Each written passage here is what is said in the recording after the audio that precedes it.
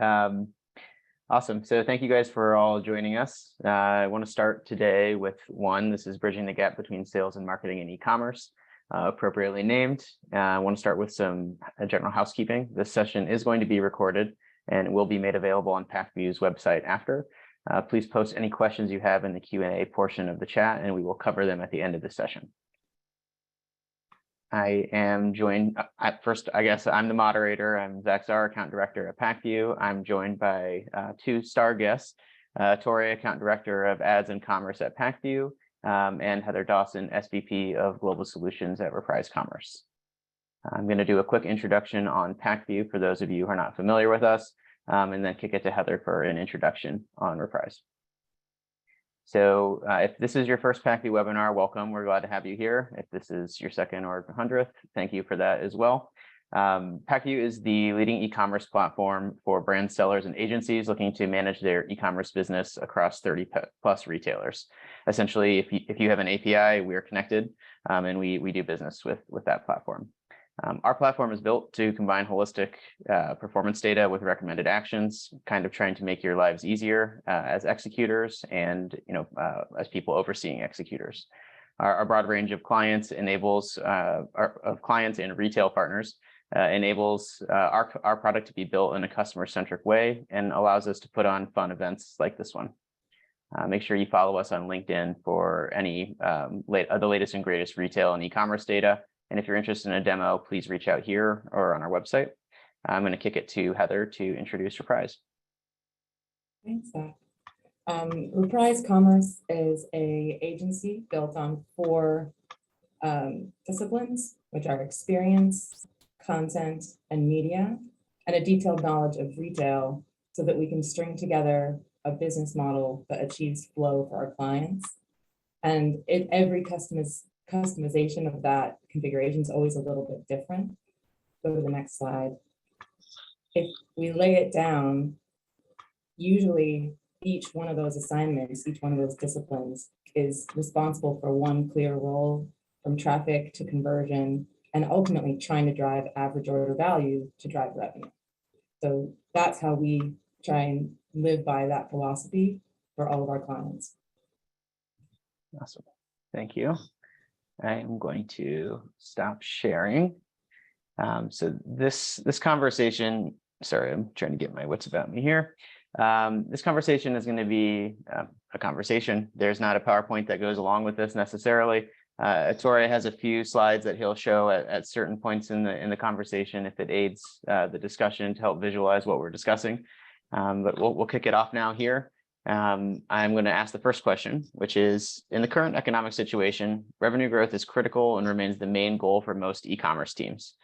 Despite this, a clear gap exists between advertising and retail. And there's essentially 2 different business segments. There's 2 different sets of data. There's 2 different sets of tactics to accomplish their goals. Some cases seemingly very different goals. They can feel at odds. How can teams ensure that their objectives are aligned to strategy? Heather, I'll kick it off with you. Oh, such an easy one to start with. Thanks, Zach.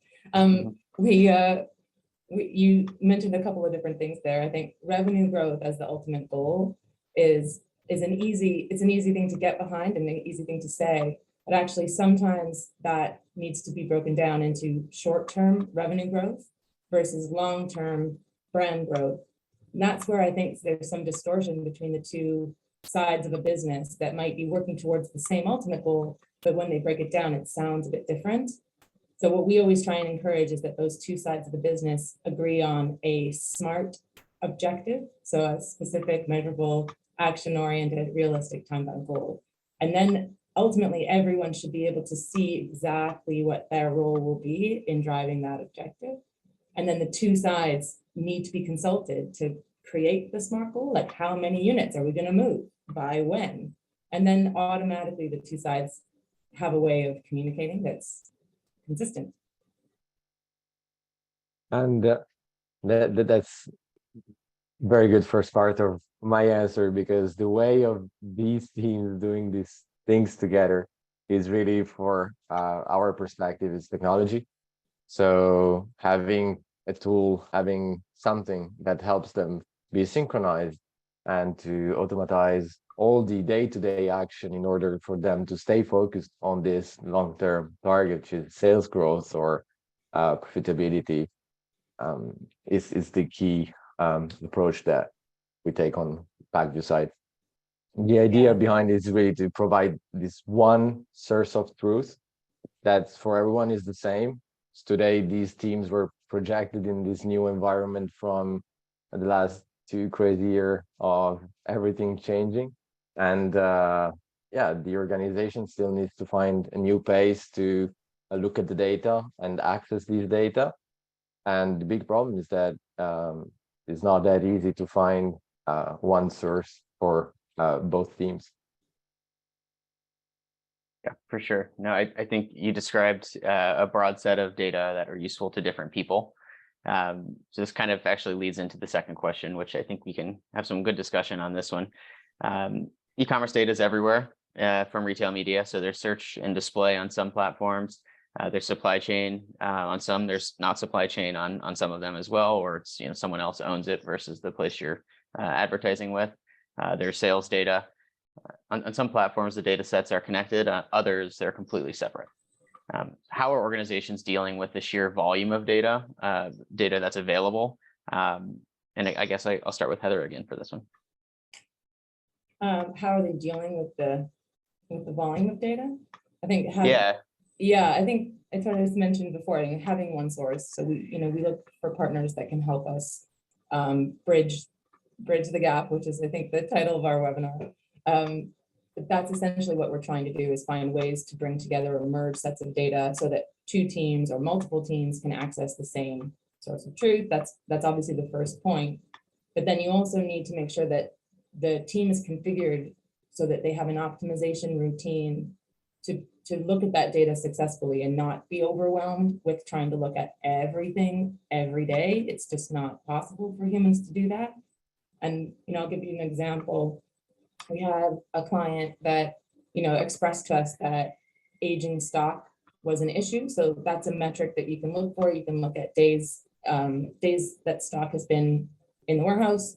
And if things are getting towards 90 days, they wanted an alert to help them deal with that. So we were able to bring that metric into the regular routine, look at it, talk about it, discuss it, what we're going to do about it. We're going to turn on advertising to go get rid of it, or what do we need to do? And just by having that configuration of how we speak as a team and what you look at can help them decide. Now, the next client doesn't need to talk about aging stock. They have out of stock issues. That's fine. Create a different routine, create a different set of 5 things that you look at. It doesn't need to be every single thing in the platform. And then I guess to that end, make sure that you're not expecting everyone to look at everything, because there can be a lot of feelings of being overwhelmed, feeling like you're not doing enough. So make it clear that maybe some of the things are not to be expected to be checked every week, or maybe just once a quarter is fine, but detail that with the agency and the client so that everyone feels comfortable that they know what's hot, they know what the problem snag points are, they know where to look. And that can help dealing with the overwhelming feelings. Well, on my side, I would say that firstly, the gap that we see today in the industry, especially if we talk about Amazon, is mainly due to the fact that Amazon itself does not provide the holistic view that brands need to understand their business. I mean, if you connect to Vendor Central, you don't have access to the advertising data, and same goes on the other side. So people who works on campaigns don't have the 90-day stock levels or all the other KPIs that they need to activate aligned to the retail strategy they agreed with the rest of the team. And that brings me to the second part of the answer, which is the fact that the organizations are still very siloed. So we still have a lot of marketing teams that works on one side and sales or distribution teams that work on another.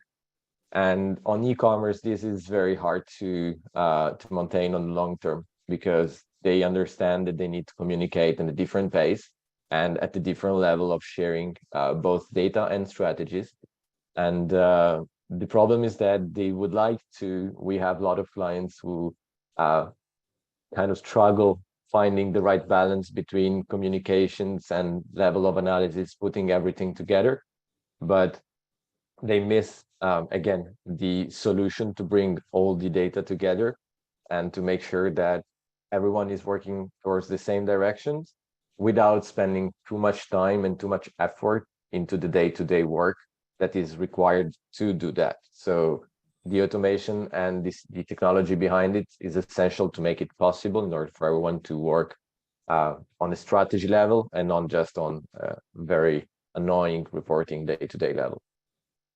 Yeah, it's out of control in some ways of how many different types of silos can get in the way of what everybody feels like they're trying to do. We find that a lot. A lot of our clients struggle with that. I think you're totally right. That having the technology to at least automate some of those metrics into the single frame of the team can at least make it possible to check the number of things that people want to be checking.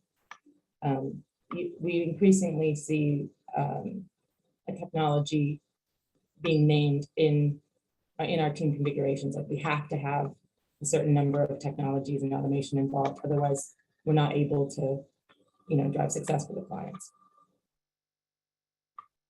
I'll make one quick comment that's unrelated. I just noticed that we have 2 bridges in our photos, which is not on purpose. It's just based on where we're at. I just noticed that. So that is my quick I feel left aside. out. I should have thought of that. I know. Oh God, that's funny. I think kind of going back to what you guys were saying after that diversion, who's responsible for bridging that gap? So obviously there's a bunch of different silos. Everyone has different responsibilities. I'm kind of curious how you guys feel about, is there a certain point of leadership that can kind of guide that conversation, or is it just, does it vary by client? It does vary by client. We see some clients that are really quite very high touch and involved, and they want to control a lot of the types of data that is released to different teams, and they take on the communication effort themselves, and that can quickly become a problem in itself because nobody can keep on top of who's got what report. And I think it starts from the right intentions of trying to reduce the load that's given to each assigned team, but actually it adds to their own load of trying to distribute information in small bits. And that we see that quite a lot of people in the effort of trying to make things simple, they actually cut information out. And then, you're sort of putting people at an impasse where we can't help, we can't anticipate problems that we don't see. And then we have the opposite. We also have clients that are like, here's everything, here's all the way into our business. What would you do? And it's much easier to consult for clients that are a bit open. Yeah. Maybe from our perspective, it's I feel that a lot of my clients, a lot of the discussions we start with new clients as well, starts from the bottom. So there is a need, and teams that works on the day-to-day, both retail and ads side of the business, feel the need of having this aggregated view, this holistic vision that we described, and they start looking themselves for a solution, and they land very often they land on Pacvue. And when we start presenting, they understand there's something behind it that it goes a little bit further than just the day-to-day. So then the conversations usually goes also to the whole hierarchy level, and we can understand what's the benefit for each level of the stakeholders involved in this kind of decision. So I would say that most of the time, from our point of view, the conversation starts from the real need, which are the people who have hands on keyboard, having the need of automating the reports, or finding a new way to bridge the campaign KPIs, whatever else could it be. But it's also benefit to have a holistic approach on this, can benefit all levels of organizations, and overall it will change, and something that is already happening. It's a shift in the way the industry looks at the business. Zach, you mentioned the word responsibility. I'm going to come back to that again, having thought about it. I think it is our responsibility as the agency to inform clients that something has moved since the last time we installed the technology or the last time we looked at their optimization routine, and let them know that there's changes they could make to their own decision trees. There's changes they could make to the way they look at data that would help them. And I think a lot of clients are very open to being informed and guided. But it's hard because there's an implication on somebody's day job. It might be our day job, might be theirs, but there's always going to be an implication to that change. And I think we all know that the e-commerce landscape is moving really quickly. There's new stuff to check. There's new ads to buy. There's new data to look at. And that change isn't always easy for clients to respond to. So they can't necessarily make the changes we recommend, but I guess it is our responsibility to keep alerting them to that change and helping them to know that there are better ways available to do things. And so, yeah, I guess that's. To reinforce your points, Ettore, we observed the same thing in when you look at adoption, and not every users we have use Pacvue, but we offer so many features and so many different things you can do in the tool that we know that it's kind of hard to break the workflow that someone is very used to have. So try to find a good way to explain all the added value you have behind changing that workflow is sometimes very hard. And we find ourselves questioning how the best way to show all the value that's behind our tool, and in general, all the value that is actually going to be much more important than just what the tools deliver overall on the business in the long term, because if you can just implement better your strategy, you will just deliver more overall. So yeah, it's we observe it on the real user adoption. And I think, you know what, if the number of times that we've sort of said to ourselves or to a client, like, it would be almost remiss of us to not mention that you could be driving more revenue growth if you change or tweak the way that you make these decisions, or we could speed you up if you looked at this or this, and I think and just the functionality that an automation tool can give you as a team can make suddenly decisions that were beyond even involving in your regular week suddenly become possible, and that does have an impact on, as you say, workflow, but it's all designed to try and help clients accelerate their business flow. And a lot of times they're really struggling. Like, we know that it's in the news probably every day right now, but driving revenue growth in the current context of the economy is not easy. Profit protection is hard enough, let alone trying to drive growth. So those things do need new ways to work that into workflow, and it's difficult. It's not easy stuff. It's not always easy to convince someone they should be doing more stuff, especially when a lot of teams are strapped for work, bandwidth right now, for sure. There's been quite a few layoffs in the industry, broadly speaking, not to strike a negative tone, but it's definitely true. More work. It feels like there's so many new platforms, so many new features on platforms, that just introducing something new, even if it's simple, is like, okay, here's another thing that didn't exist a month ago, a year ago, or 2 years ago. We really have to do this ourselves now, or whatever the case is. Self-service is great for tool providers like Pacvue. It can be very scary or time-consuming for brands or agencies. So definitely sensitive to the additional workflows being added. So something that you guys both mentioned in the last couple back and forths was gaps in data, different client needs, and you alluded to, and Heather specifically mentioned the gap between short versus long-term time horizons. Heather, can you tell us a little bit more about how you think about bridging the gap in attribution between advertising and sales data? How we think about it, other than just wishing for it? Yeah. I wish for it. That's how I think about it. Yeah, I cross my fingers. the reality is that attribution is a little bit elusive, right? You have to be interrogating each platform and each ad tactic within each platform, and understanding how it's delivering exactly what it's supposed to be.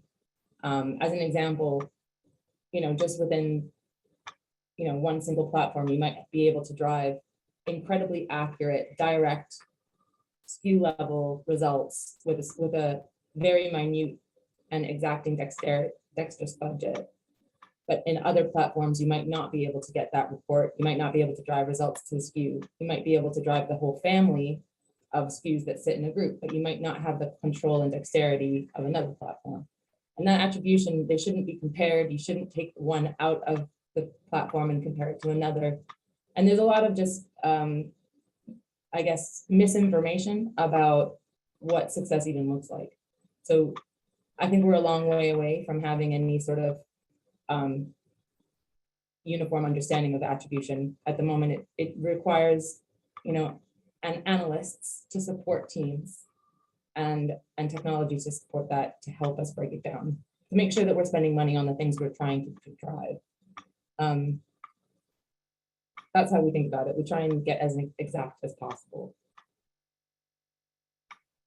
On our side, I would say that, and it joins back a little bit what you, the big introduction you did to the questions. The idea is to find solutions to this big problem. So we have less resources, probably less time to do the same things. Are we sure that we drive all of our efforts commonly towards the same goal, which is actually always the same, whether it's sales growth or profitability?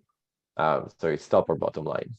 And when we try to solve the problem from the Pacvue perspective, again, obviously we work on a tech side. So we try to solve it by bridging the two big blocks that exist today, so the ads and the commerce side.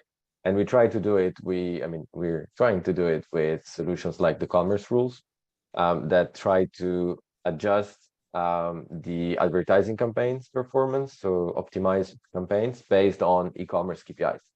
So the dreamy examples that I do to my clients and that some are already testing out, it's like, if my net PPM goes down, I stop the ads in my campaign.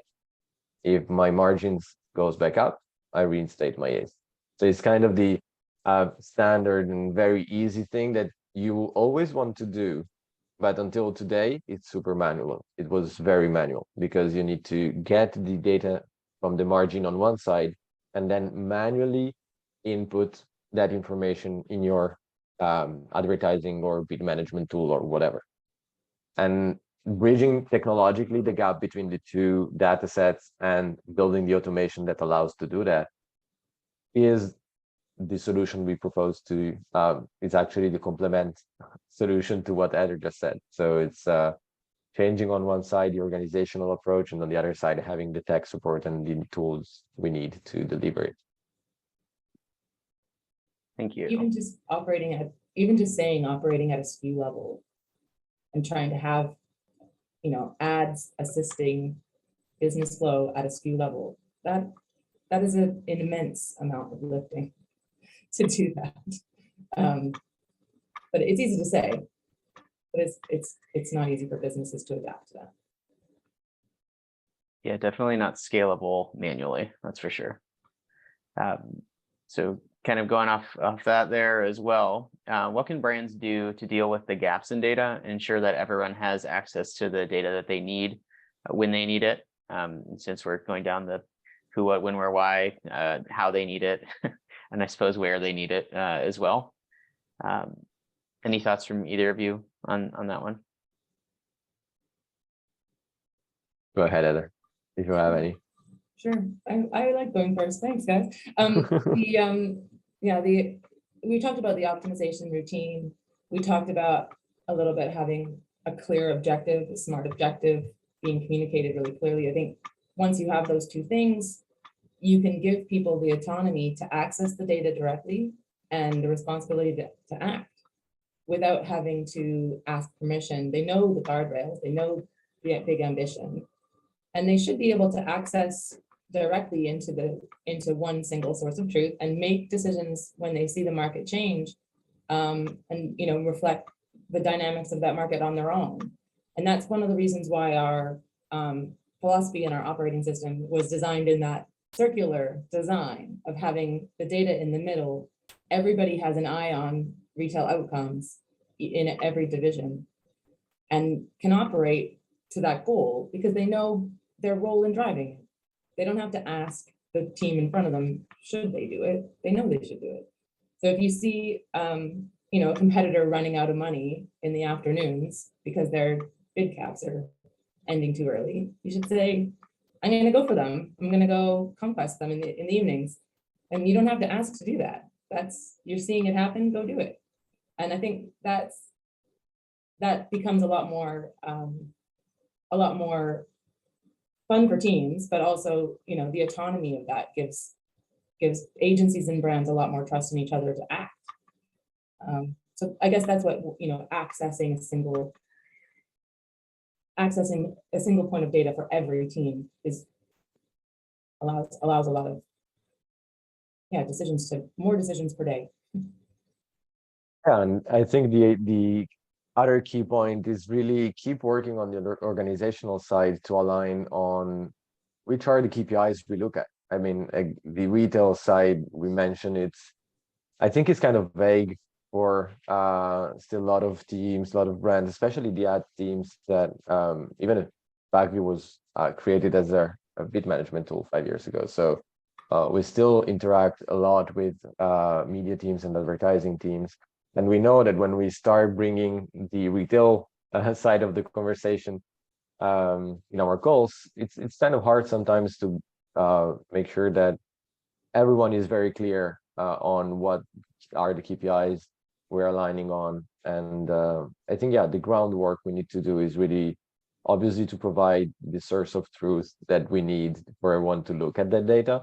And the second one is to align everyone on what are the KPIs that are important to look at and how do we look at them to be sure that we bridge the gaps in the right way so that we know how performance is looking and why it's looking that way. And secondly, what is the long-term, again, output of our action on those KPIs? Because again, I think it's kind of known now that the KPIs we look at on the advertising side are not giving an holistic view of the business. And to mention ACOS or ROAS that everybody's looking at, they're not delivering a very trustful vision of the health of the business. You can make your sales grow a lot, but actually in not an healthy way. So I think it's the really groundwork we need to lay down in the same time as providing the technology to be sure that the industry moves to this retail and media approach together. Yeah, personally, I'm really excited for the next couple of years, just with the introduction on Amazon of Amazon Marketing Cloud. Obviously we have a solution for that in Pacvue. There's just more, I guess, interest in connecting brand spend with sales or, sales driving spend. It's kind of a newer thing in addition to the commerce piece. So there's really three separate kind of objectives that are going on at once. Amazon is the first to really make a big step into self-service capabilities of measuring all of that. I'm really looking forward to the next couple of years. I'm sure there'll be solutions on other platforms and cross-platform solutions as well. So some really fun stuff that's more real-time versus historical ability to, look what was your, share or sales in regions over the 9-month span or 1 year span. Now we have much more real-time information, which is really exciting. Next question here. This is just kind of on the, I wanted to say the word buzzword. So retail media has been the buzzword of the past few years. Obviously, it means something, but it is somewhat of a buzzword on its own. Brands have continued to invest heavily and increasingly so. Surveys, everywhere that you see, expect over the next couple of years to see massive growth, specifically in retail media versus any other type of ad spend. Especially in the in the near future, any recession talk or concern, that's really a place that people are really leaning in. Given the focus here, has the business model shifted to reflect a more holistic approach recently? We'll start with Ettore on this one. Yeah, and I'm going just to bring the 2 slides I have on this. I hope you can see the right screen. Anyway, no, I believe it didn't shift it yet. It's shifting right now, but it's exactly linked to the last part of the answer I just gave you on the KPIs we're looking at. So the model is still very ACOS and ROAS oriented, and we're still not evaluating, companies are not evaluating the outputs on the retail level. So here is just the slide you're seeing is just a big mess of the profitability analysis from the Amazon perspective. Is just to share the complexity that's behind one KPI that can be the margin point for product that you take as an input when you need to optimize all your campaigns and try to action that data point in an insightful way on the media side. But it's actually something that the retail teams works their weeks and weeks to prepare the negotiations and all years long to keep that profitability level at a certain point. And there's a lot of action that goes behind it. So I would say that probably the retail media buzzword that we have today is actually, we can start reinterpreting it in a new way, where we look at retail media as the media that is done and optimized against these KPIs that are the retail KPIs, and not just the media that is near the act of buying or done on retail platforms. What it matters is really that we deliver again all against the same goal, and we go towards profitability or sales growth. I just show here profitability because it's so messy on Amazon, and it's important to get the understanding on everything that's behind it. Yeah, I think this slide always makes me quite happy, because I guess like the idea that ad spend has been considered in the business model at all is it's not all brands are doing this as often as we'd like, and considering how much they'd like to spend on the ad spend cap. And so I guess the phenomenon of the buzzword of retail media is outpacing the speed that brands can get to that ad cap, right? So how much can I spend on advertising to drive the outcomes I'm looking for? I think there's 2 sides of that equation, right? There should be an ultimate amount that I need to spend, and ideally not much more than that should get spent. Whereas the retail media phenomenon implies that the fascination with the first party data of the walled garden is going to fascinate brands so much that they would want to spend a lot in that environment. And that may be true, but at the moment, this ad spend cap is a more responsible business model and a more accurate business model that we'd like to see brands adopt before they get into, I guess, buying all the ads that get invented in the next 2 years, 3 years. And I don't think we should be trying to encourage overspending until this business model gets built. Each brand needs to do that work. Oh, and again, we have something here that shows exactly what you said. So yeah, brands wants to spend more and more. There's kind of a forecast. It's more US forecast, but I think Europe is going in the same direction in terms of trends. So yeah, the industry is going there, and I think our work, common work, both agencies and tool provider like us, needs really to make sure that if we spend more to achieve meaningful growth, both sales or profits or both, if possible, whenever possible. But the money that we invest, we should invest to make something that is going to last, and not just a spike in sales for the next event. That will just be a hard week to look at when we just need to do the year-over-year analysis the year after.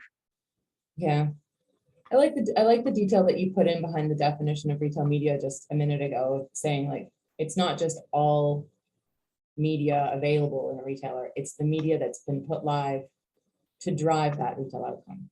And that sort of that responsible ad in that way, it's ad assisted sales. And that's why it's gone live. I think there's a lot of overlap with other available formats, but that doesn't hit that definition right now. I think also some of this growth will be shopper activity that is already online that gets reclassified as media, right? It gets reclassified as ads that's already there. But I guess it's not currently going through some of the reporting platforms that we currently use. So some of that is, I think, a diversion, not necessarily new. New workflow, and just not a new place to get a click from. Yeah. More stuff to do. Which is great. Yeah. All right, Ettore, any other thoughts from you on this, or I have another question that we can jump to if you're good. I'll jump to the last one. It's fine. Awesome. So our last question that we've got here before any audience questions, brand attendees that are here might be thinking, okay, I recognize we have some issues, maybe shortcomings with our organization or our data sharing. What can we take away from today, to make sure our activation teams are better off tomorrow as a result of, the decisions we're making? And either of you can go first on this one. Toss it up in the air. I think we've said a couple of things. I'll go. I think we've said a couple of things.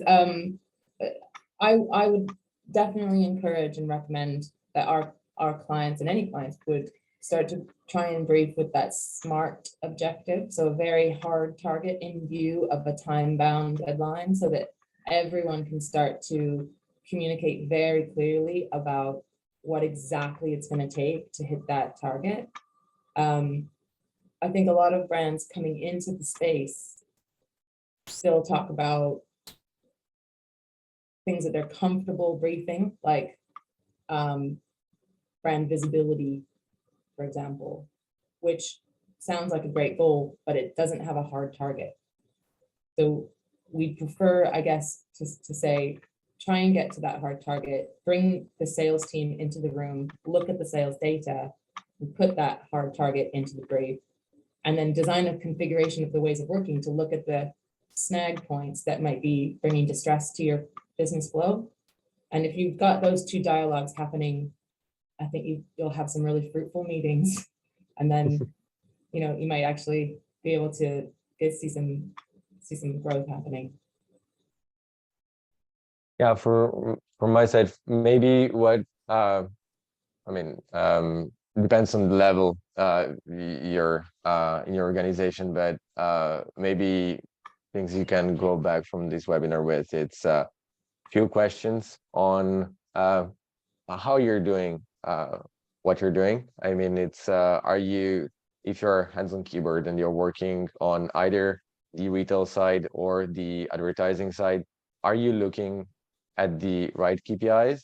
And most important thing for me is, are you sure that all the actions that you do every day and you spend your days on are driving the long-term strategy and to achieve the objective that are fixed? And if you are a little bit more up in the organization and you're setting those objectives, maybe the key question is, are you making sure that the teams you work with are working towards those objectives the most productive way, and you're sure that they share the same view on how they work on achieving these targets? Because it's I think it's the most important takeaway. It's really having this common view, this breaking these silos, bridging the gap, if you want, from the title of the webinar. It's really making sure that people talk in a more intelligent and informed way, so that they find this one source of truth we mentioned multiple times, and they find the right way of going towards these right KPIs, move them up beyond the KPIs that are not delivering against the real strategy and stay on the ones that actually are. So again, sales, profitability, we mentioned that. Thank you, guys. That concludes our list of pre-built discussion questions. I'm going to do a quick summary here, just so that we're all on the same page with what we learned and discussed today. And then we're going to go to a couple audience questions to close out the rest of our time. So the top three takeaways that I'm taking from this: one is data access, ensuring everyone has access to the data they need on demand, ability to make decisions. Next is kind of honestly on the same point as organizational structure, ensuring teams and cultures lend themselves to knowledge transfer, equal access to data, sharing data, open communication, all of the good things that would be coming out of good team structure and good teamwork.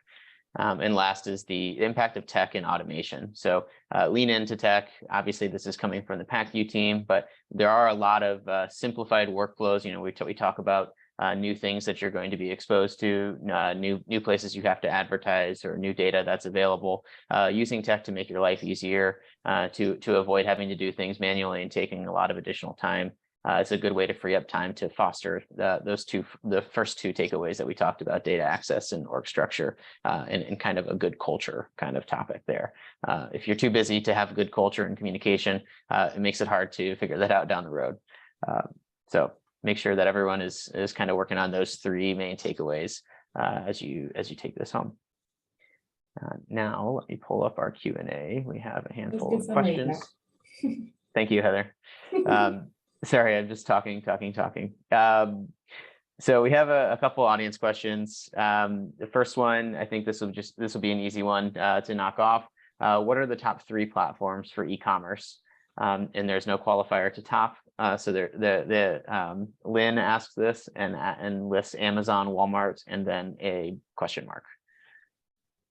I'll give that to either of you. It's a hard one. It depends where. I mean, I'm in Europe, and from a European perspective, it's very country-based, except Amazon, which is the only pure player that really covers all the big European and now also the small ones countries. And the environment is changing a lot in Europe, so it's kind of difficult to track everything that's happening, both on the retail media side with actors like Criteo and Citrus Ads strengthening a lot their activity in their retailer network, and on the other side with more and more let's say category players that were somewhere in the brick and mortar business that are launching and pushing a lot their e-com business. The environment is changing a lot. We can have a follow-up country by country with the top retailers if you need to, but yeah, that's a good question. I'm going to just answer again. I think it's such a good question. What we tend to do is we respond to that as an agency, customized to the category you're in. So if a beauty product were to ask that question, they would probably list more drugstores than a clothing manufacturer. So it always depends. In terms of technology, Amazon provides more platform access to sales data than I think anyone else. Walmart is doing a great job. There's a few others that are doing a great job. The ad attribution is still touch and go. So you have to check each one depending on what you're looking for.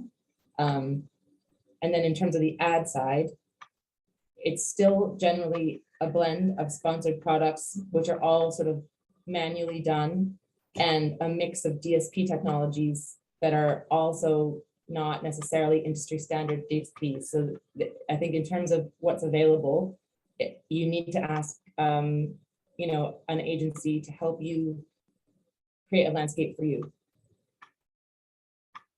yeah, maybe the only other thing I could say is that a lot of retailers are moving to integrate more and more their systems and try to open their system, create APIs to connect with partners like us, and to make sure that their data is more accessible, because again, all this abundance of data, it's kind of sometimes overwhelming, and it's difficult to choose which retailer offers what and understand how you can exploit everything. And each time you choose a new retailer, you need to dive deep into new interfaces, platforms, way of working, workflows, stuff to do. It's hard. So yeah, we try to Every integrate question with, ends up like that. yeah, more stuff to do. Now we may be mentioning on bol.com, for example. They just created an API last year. Pacvue jumped on it, and we're integrating with them now. And we are, for now, the only partner in Europe integrating with Bol. And it's their first mover in their region. I mean, they're Netherlands and Belgium, but they decided to kind of invest in this direction in order to change a little bit the open their data and try to have more clients looking at the region in a different way instead of just approaching with Amazon. So the answer is it depends on where you live and what you sell, which is almost always the correct answer to everything. I love that.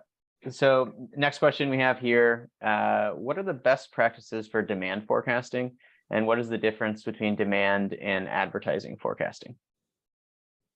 I think based on facial reaction, this is a Heather question. I'm sure there are lots of different ways to answer this. Demand forecasting is figuring out how many people are in the universe of people who are going to buy your product, and then trying to map that onto your distributions opportunities. So trying to figure out which retailer is going to sell how much.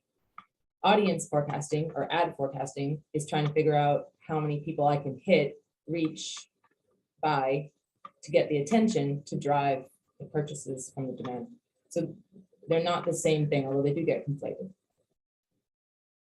Yeah, and Pacvue perspective, I mean, on the advertising side, the forecast of the audience is something that we look at very little from the tech perspective, I would say today, especially in Europe, because we don't have the same APIs we have Amazon gives in the US for the DSP. So all these the upper funnel, let's say, or any case the DSP activations with more the audience sizing, it's out of our reach in Europe. But on the demand forecasting, we do a lot of work to try to ease customers' life on both. The idea what we are trying to do is to bridge the gap between the sellout forecast that Amazon provides, which is, we know, very complex because it's a sellout. So it's how many customers are going to buy your product. And they're not telling you how much Amazon is going to buy from you, brand. So it's we're trying to bridge that gap, and it's something that we hope to do before the end of Q2 this year. But it's a hard question, and I hate to answer like this, but it still depends a lot on your size, your countries, and your industry. The only word you missed was workflow in there, and you would have. Yeah, thank you. Copy paste. Yeah. No, next question. What is the impact of having an ASIN on Amazon that is not profitable? Oh, I can take that one. The impact, it depends. It's not profitable for you, it's not profitable for Amazon, because if it's not profitable for you, it's just a bad decision. I mean, at the end of the day, it's better stop confirming orders if you're losing money on an ASIN, or anyway, try to change the cost of the ASIN with your vendor manager to make it profitable for you. Otherwise, it's just not a viable equation economically. If it's not profitable for Amazon, that's another story. I would say that the bigger risk is just to get the ASIN suspended. It's still kind of rare, but it's happening more and more on certain categories on which profitability is very stretched. And sorry, and it's hard to find the right corrective actions to make an ASIN that is not profitable again. I would say that the best strategies I found during my Amazon years effective are very smart promotions, I would say. So use your promotional funding in a smart way. It means push the ASINs out of very big events in which you need to put a lot of fundings to have very little visibility. Try to invest in always on promotions. That means that you run the promotion as often as possible on that ASINs, and in general, you make the ASINs run very often with lower discounts if it's not possible to keep higher ones. And invest smartly on advertising. Don't cut media just because the ASIN is less profitable, because the advertising money goes into the profitability P&L, even if you don't see it. It means that Amazon adds them at the end of the day to the profitability of the ASIN. So it's worth keep the investment there, at least on a certain level, to make sure that you keep them alive. The last maybe resource on that, it's again coming back on cost. Find a way to work with Amazon to either cut their costs so that they can make a little bit more money on that, or and this is very, very touchy, but reflect on your distribution strategy to align pricing. Awesome, thank you. So we have about 8 minutes left here. So I'm going to do two things. I'm going to ask one last question, and then I'm going to share our kind of final slide here of who you can contact at Reprise and at Pacvue. Both of you are required to keep the answer to this one short. We will end things promptly on time, regardless of if you're still talking. So the last question is, what's your opinion on the impact of Amazon's data clean room on the synchronization of sales and marketing teams? You can take that one. I think it's a huge impact for next year, probably, or in 2 years. It's the direction the industry is taking, and Amazon, as always, since the beginning. I mean, they created the industry. It's leading. The initiative, it's key to make everything we discussed today working, and to move it to the next step, which is not only to use the retailer's data, but also to integrate the first-party data and data coming from everywhere else, and finally have bridge the gap that it's the ultimate gap. It's the gap between the two forecasts Heather was talking about before, which is the audience forecast. So how many people can I touch and interest with my product, and how many people are going to buy it? And if I don't put all the data in the same place, it's impossible to track the gap between the two. And what they're, I think, in the very long-term strategy and dreamily is try to bridge that gap and work in that direction. So it's a huge impact over the next years, very small impact in the very short term. I would say 23, very small, especially in Europe.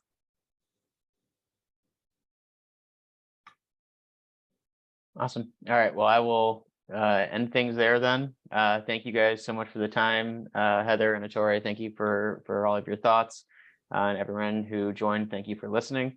Like we mentioned, you can reach out to the Pacvue sales team or to Reprise sales team or marketing team here at the contact information listed. And you can also rewatch this webinar if you found it extremely insightful on our website here. We'll upload it in the next couple of days. Thank you guys so much for your time, and we look forward to having you in our next webinar. Thank you, Zach. Thanks, Thanks, guys.